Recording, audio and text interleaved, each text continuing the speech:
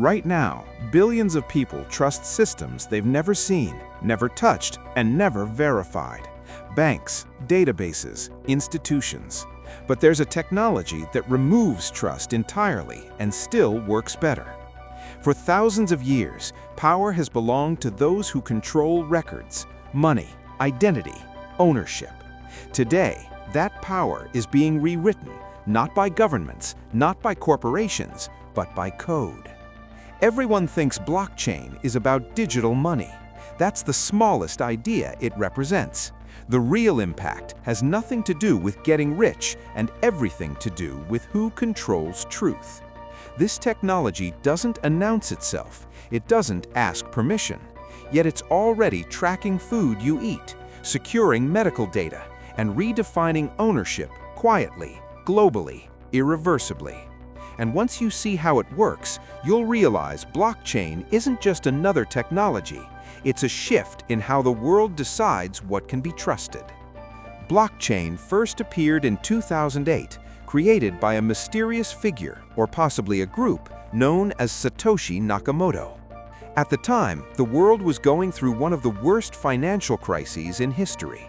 Major banks collapsed, millions lost their savings, trust in financial institutions was shattered.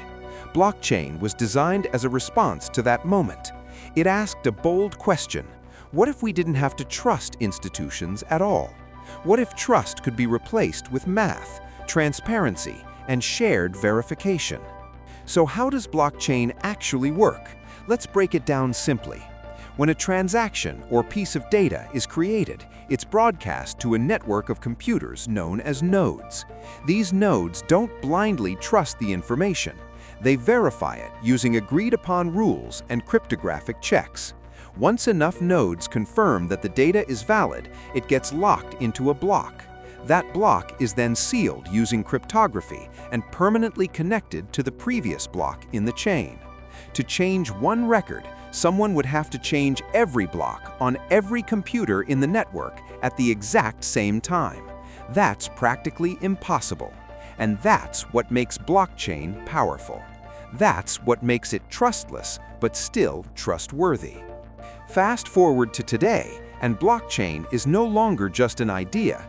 It's already being used across the world in ways most people never see. In healthcare, blockchain helps secure patient records so sensitive data can't be altered or stolen. In supply chains, it tracks products from the farm to the factory to the store, helping prevent fraud and contamination.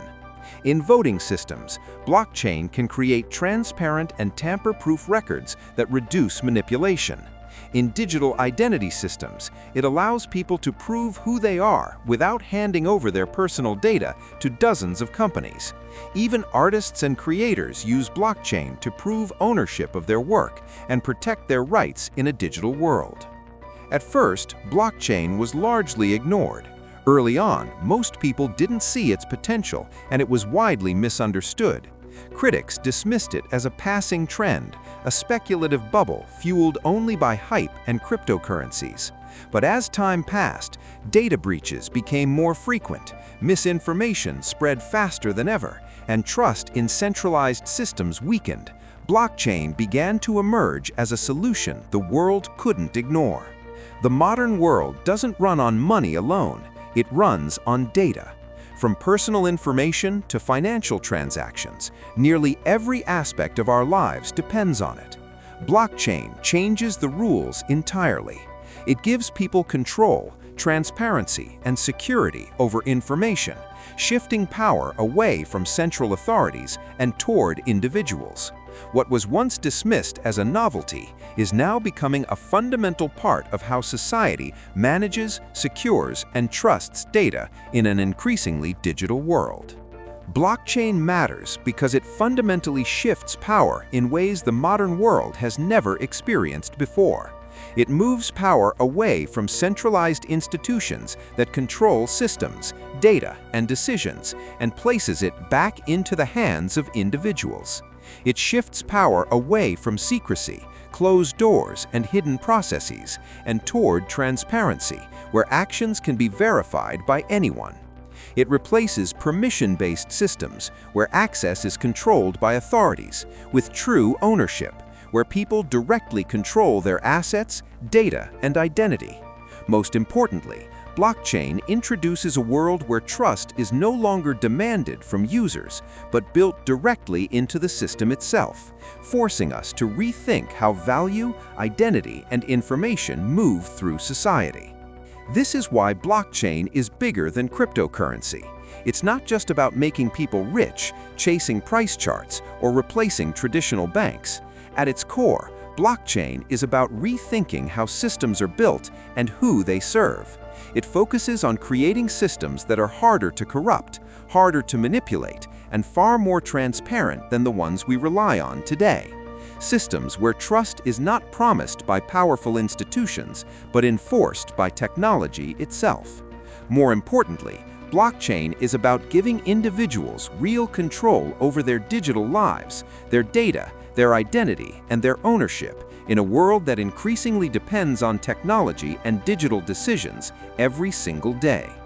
So the real question isn't simply what is blockchain? The real question is this: are we ready for a world where trust is no longer controlled by a few powerful institutions, but shared by everyone? A world where transparency is the default, not the exception. A world where systems don't rely on blind faith, but on verification. Because the future isn't something that suddenly arrives one day. It's something being built quietly, piece by piece, decision by decision. And right now, that future is already being written, block by block.